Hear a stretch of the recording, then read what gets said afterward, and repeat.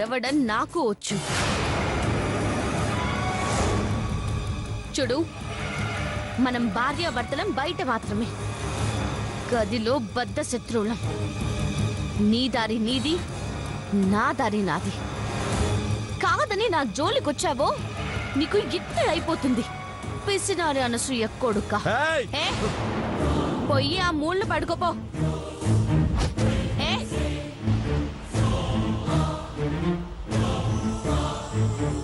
అంటే ఏంటే? నువ్వు మంచం మీద పడుకుంటే నేను కింద పడుకోవాలా? గదిలో పడుకొనిచ్చాను, సంతోషించు. అయినా నువ్వెంగిల్ చేసిన పాలు నేను తాగితే నీది పై చెయ్యా? మరి నేనెంగిల్ చేసిన పాలు నువ్వు తాగితే నాదే కదా పై చెయ్యి. అంటే అంటే నువ్వు మనసులో అనుకున్నావు, నేను బయటే పాలు తాగొచ్చా.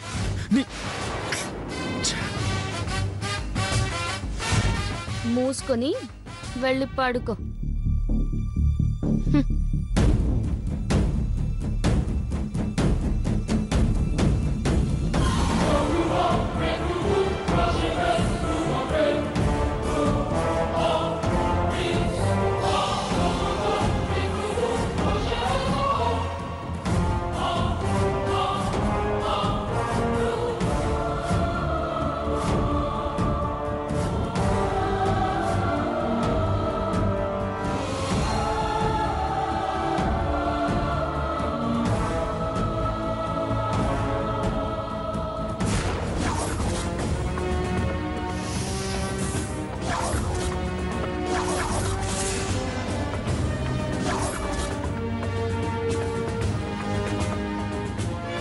కొడుకులు, కోడళ్ళు, పిల్లలు, ఇంట్లో పనివాళ్ళు అందరిది ఒకటే ప్రశ్న. అందరికీ ఒకే అనుమానం. ప్రాణం తీయాల్సిన మధుమతిని ప్రాణంతో సమానంగా ఎలా చూస్తోంది? ఎందుకు చూస్తోంది? అసలు మధుమతి ఇల్లు కూల్చకుండా ఎందుకు ఆపింది? వదిలించుకోవాలనుకున్న మధుమతిని ఎందుకు వెంట పెట్టుకొచ్చింది? నెత్తిన పెట్టుకుని ఎందుకు పూజిస్తోంది అని ఉంది. ప్రతి ప్రశ్నకి ఓ సమాధానం ఉంది. నేను చేసే ప్రతి పనికి ఒక కారణం ఉంటుంది.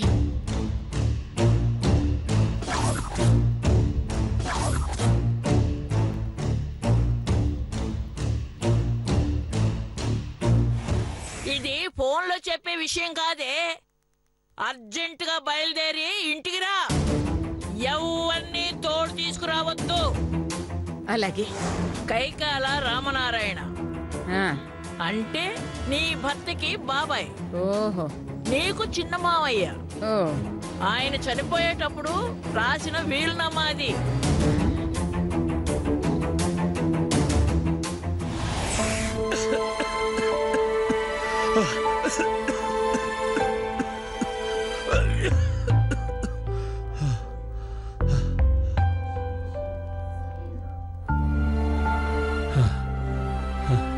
అయ్యా, మీరు చెప్పినట్టే వీలునామా రాశానయ్యా.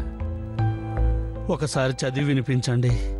ఇప్పటికిప్పుడు వీలునామా రాయాల్సిన అవసరం ఏమొచ్చింది చిన్నయ్య? దేవుడు బంగారం లాంటి భార్యనిచ్చాడు, కానీ పిల్లలు పుట్టలేదన్న ఒకే ఒక కారణం చేత ఆవిడికి అన్యాయం చేసి వరుసగా 4 పెళ్లి చేసుకున్నాను. కానీ ఆ మహా ఇల్లాలకి ద్రోహం చేయడం వల్ల కాబోలు ఆ 4 కూడా పిల్లలు పుట్టలేదు. దాంతో తలకొరివి పెట్టేందుకు కూడా వారసులు లేనివాడినయ్యాను.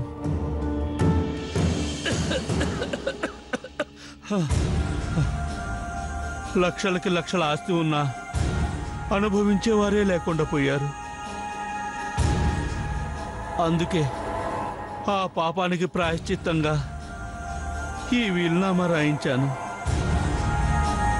ఒకసారి చదివి వినిపించండి లాయర్ గారు. కైకాల రామనారాయణ అనబడు నాకు 5 భార్యలు.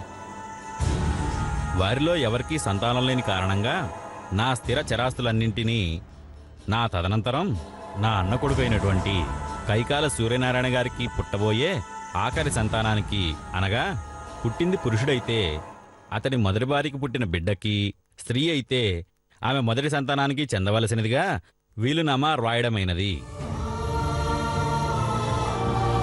ఇందులో ఎవరి బలవంతంగాని ఒత్తిడిగాని లేదు. ఇది నా ఇష్టపూర్వకంగా రాసిస్తున్న వీలునామా. ఇట్లు కైకాల రామనారాయణ. ఆ,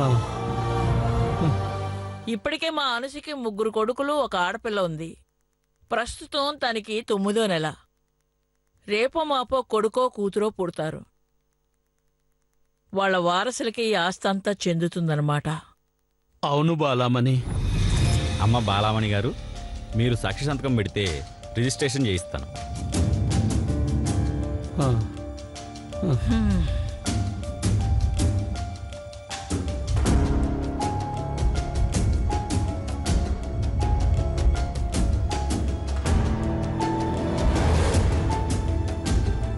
బాలామణి గారు, అనసూయ గారికి పుట్టబోయే పిల్లో పిల్లోడో పెద్దయ్యి పెళ్లి చేసే వరకు ఈ విషయం మన మధ్య ఉండాలి. అనసూయ గారికి తెలియకూడదు. మా చిన్నన్నయ్య రాసిన ఈ వీలునామా ప్రకారం కైకాల సూర్యనారాయణ అంటే నా భర్త. ఆయన ఆఖరి సంతానం అంటే అయ్యో నా చేతుకొస్తుంది. కాదు, చేతు మొదటి భార్యగా పుట్టిన సంతానానికి వస్తుంది. అదేలా? వాడు కొడుకొస్తే వాడికొచ్చినట్టే కదా.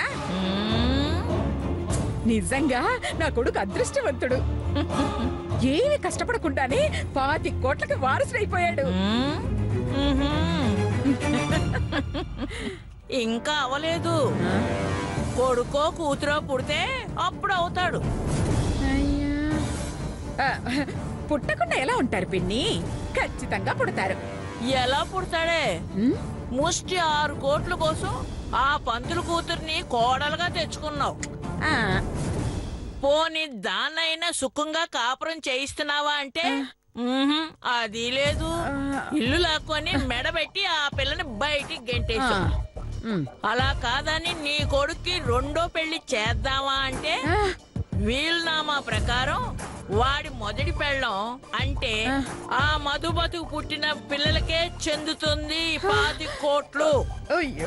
కాబట్టి ఆ మధుమతి రాదు, నీకు 25 కోట్లు కూడా రావే. వెళ్ళి పని చూసుకో. మధు వస్తుంది, మధు వస్తుంది. రప్పిస్తా. ఏంటి రప్పించేది? నువ్వు వెళ్ళి పిలవగానే తోక ఒప్పుకుంటూ రావడానికి మధుమతి ఏమన్నా గొర్రె పిల్ల అనుకుంటున్నావా? పులి పిల్ల. ఒకసారి అవమానించాక ప్రాణం పోయినా మళ్ళీ నీ గడపలో కాలు పెడుతుందా? పెడుతుంది, పెడుతుంది. పెట్టదు. పెట్టిస్తా. అలా చేస్తే నీకు 25 కోట్లు నేనిప్పిస్తాను. మీరదే మాట మీద ఉండండి. నా నటనా విశ్వరూపం చూపించి ఆ మధుమతి నొప్పించి మళ్ళీ నా ఇంటికి తీసుకొస్తా. అలాగే నీ మాట నువ్వు నిలబెట్టుకో, నా మాట నేను నిలబెట్టుకుంటాను. థ్యాంక్స్ పిన్ని, నేను వస్తాను. నువ్వు జాగ్రత్త. ఆగు. ఏంటి పిన్ని?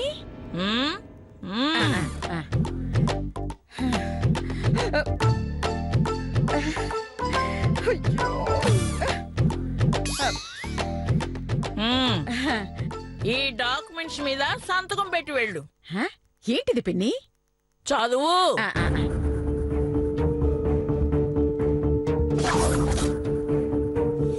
కైకాల అనసూయ అనబడే నాకు రామనారాయణ ఆస్తికి సంబంధించిన 25 కోట్లు గనక వచ్చినట్లయితే అందులో నుంచి 5 కోట్లు నా పిన్నైన బాలమ్మనికి,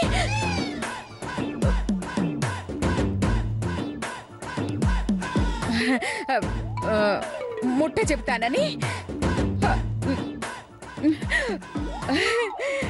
నా ఇష్టపూర్వకంగా రాసిస్తున్నాను. ఇంకా ఉంది, చదువు. ఈ అగ్రిమెంట్ ప్రకారం 5 కోట్లు ఇవ్వని పక్షంలో నా ఆస్తిలో సగభాగం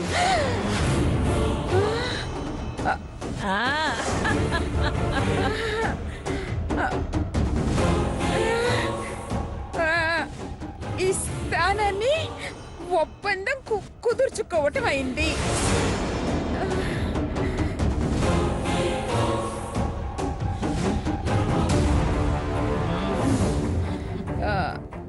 గమనిక, ఈ విషయం ఎట్టి పరిస్థితుల్లోనూ ఎవ్వరికీ చెప్పకూడదు. మూడో కంటికి తెలిసిందో ఆస్తి నీకు దక్కదు.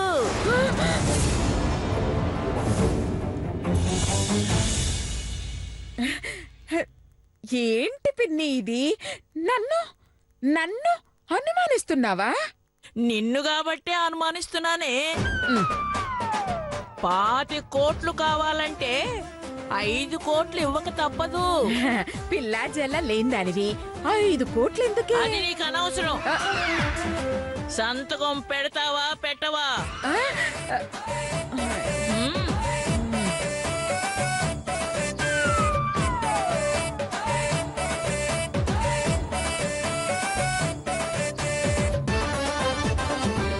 సంతకం పెడతావా పెట్టవా? పెడతాలే పిన్ని.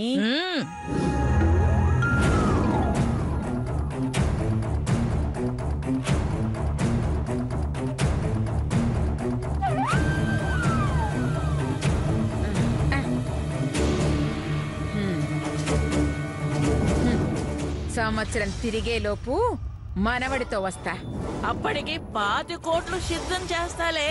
ఆ, నీ దగ్గరే ఉంచు.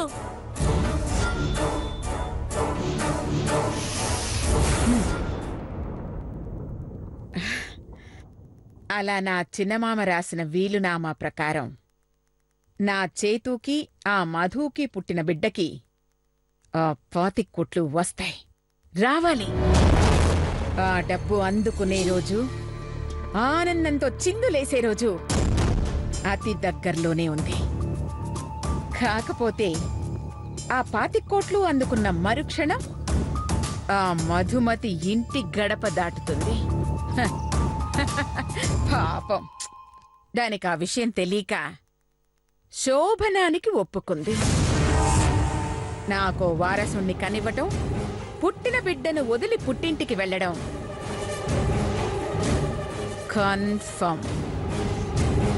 మధు మతి జాగ్రత్త.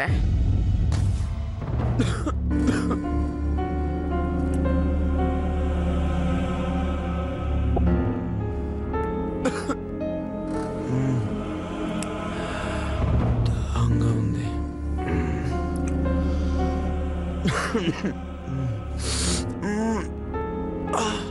అబ్బా,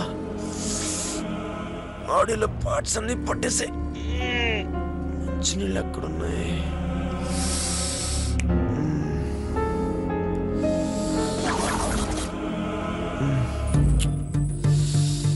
మంచినీళ్ళు మంచినీళ్ళు.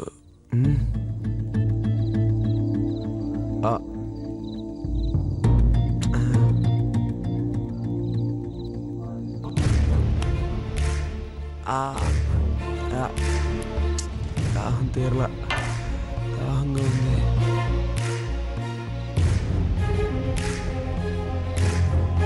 మధు,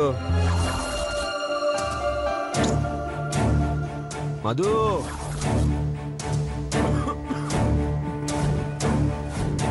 మధు, ఏమనుకుంటుంది ఏంటో. మధు, మధు, మధు, మధు, లే మధు. నా మీద చేస్తావా? అది కాదు, నాకు నిన్ను? నువ్వు అర్థం చేసుకోవే. వద్దు, నా మాట విను. నిన్ను? వద్దే, ప్లీజ్. ఏంటండి సౌండ్? చైతు రూమ్ లో నుంచి మా వాడిని ఏమో అనుకున్నాను కానీ స్పీడే. స్పీడు మీ వాడు కాదు, మా చెల్లెలే. ఓ, ఆ సౌండ్ వింటుంటే నిజమే అనిపిస్తుంది. లత, ఏంటి? పడుకోండి. ఏయ్, పడుకో. అర్థం చేసుకోవే మ్మ్. మధు పడుకోమన్నానా? ప్లీజ్ మధు అది కాదు. మధు అబ్బా మధు ఆగు ఆగు అబ్బే అమ్మో మధు ఆగు వద్దు అమ్మో నువ్వు మరీ ఎంత ఫాస్ట్ అయితే అలాగే మధు అది కాదు అర్థం చేసుకోవే ఏమే శిరీష ఆ సౌండ్లేంటి కావాలి కాదే ఆ రూమ్ లో ఏం జరుగుతుందంట నాకు తెలుసు ఆ రూమ్ లో శోభనం జరుగుతుంది.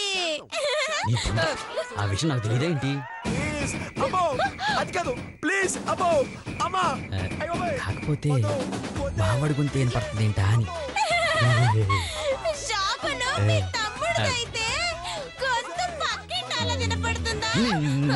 నిన్ను అడిగాను చూడు తింగరమోహం తింగరమోహం నిజం చెప్తాను మధు మధు ప్లీజ్ నిన్ను? నా మాట విను. అసలు ఆగు. ఏమనుకుంటున్నావు? శాంతం మధు మధు అబ్బా మధు ఆగు ఆగు అదిబాయ్ నిజం చెప్తాను మధు ఇప్పుడు ఏం నా మాట చేస్తానో చూడు. అడిగాడు ఒకసారి నేను చెప్పేది మధు ఏంటి వినేది? అది కాదు. నువ్వు అర్థం చేసుకో అయ్ బాబోయ్ ఆగవే వినవే వద్దే. అయ్యో అబ్బా. అరే చెప్తుంటే అర్థం కదా ఎందుకు కొడుతున్నావు ఏంటి ఆ, ఆ. ఇదిగో చూడు నిన్న మీద చెయ్యేసింది దురుద్దేశంతో కాదు మంచిగా కోసం దామేసింది ప్రామిస్ నిజమా? నిజం తల్లి నిజం నా మాట నమ్ము నమ్మొచ్చా? బాగా నమ్మచ్చు నిజంగా నాకంత సీనే ఉంటే మంచం మీద నీ పక్కనే పడుకున్నావండిగా ఇలా కింద పడుకుంటాను ఆ, సరే నమ్ముతున్నాను. పడుకో. సరే ఆ, చూడు రేపు శోభనం జరిగిందా అని మీ వాళ్ళు అడిగితే ఏం చెప్తావు? శోభనం జరగలేదని చెప్తాను నువ్వు ఒప్పుకోలేదుగా నీకు ఇష్టం లేదని చెప్పావు. అబ్బా ఆశ ఆశ ఆ విషయం నీకు చెప్పాను మా అమ్మకి ఎందుకు చెప్తాను నీ వల్లే శోభనం అయిపోయిందని చెప్తాను ఆ వంకతో నేను తప్పించుకుంటాను ఓహో అలాగా అలాగా. హ్మ్, అలాగే చెప్పండి. నేను చెప్పాల్సింది నేను చెప్తాను. ఏం చెప్తావు ఆ? రాత్రి శోభనం జరగలేదు ఎందుకంటే మీ అబ్బాయి గారు కొంచెం తేడా. ఈ జన్మకి శోభనానికి పనికిరాడు అని చెప్తాను. ఆ? మోసం దగా కుట్ర ద్రోహం నేను AK-47.5 అని చెప్తావా నేను ఒప్పుకోవట్లేదు ఈ మాటని నేను ఖండిస్తున్నాను అంతే అయితే ఇద్దరం తప్పించుకునే ప్లాన్ చెప్పనా? ఏంటది ఈ పక్కంతా చెరిపేద్దాం. ఆల్రెడీ జరిగిపోయిందిగా ఏయ్ చెప్పేది వింటావా? వింటాను ఈ పక్కంతా చెరిపేద్దాం, దుప్పటి నలిపేద్దాం, ఈ పువ్వుల్ని తుంచేద్దాం. అర్థమైంది శోభనం జరిగినట్టుగా బిల్డప్ ఇస్తాం రాత్రంతా ఎంజాయ్ చేసినట్టుగా కటింగ్ ఇస్తాం అంతేగా అంతే. అబే నేను ఒప్పుకోను హ? అని అంటాను అనుకున్నావా ఒప్పుకుంటా మ్మ్. ఆ, ఇక నుంచి మీరు నిద్రపోకండి. ఎందుకు రాత్రంతా జాగర ఉన్నట్టు నమ్మించాలంటే మీరు నిద్రపోవద్దు కదా. ఆ మ్మ్. అంతే. అడి తిప్పి ఇడి తిప్పి ఫిట్టింగ్ నాకే కదా సర్లేమ్మా నేను జాగారం చేస్తాను నువ్వు పడుకో తల్లి దిండు దీన్నే టైం అంటారు అంటే శోభనం జరగకుండానే జరిగినట్టు బిల్డప్ ఇస్తారా చెప్తా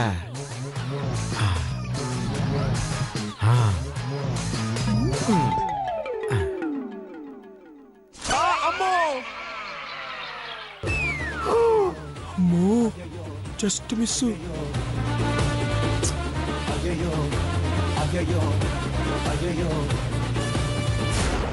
ఏయ్ ఏం చూస్తున్నావు? నిన్ను కాదమ్మా తల్లి నువ్వు పడుకో నేను జాగారం చేస్తా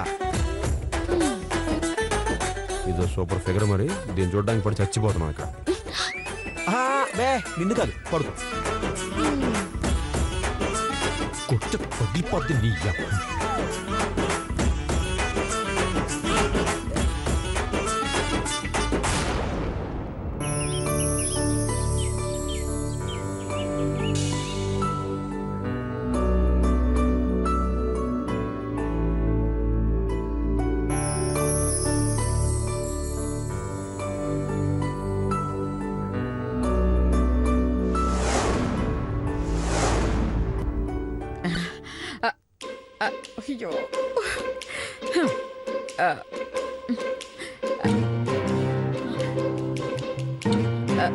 చేతు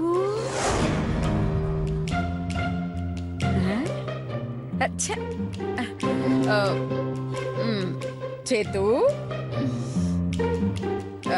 నాన్న చేతు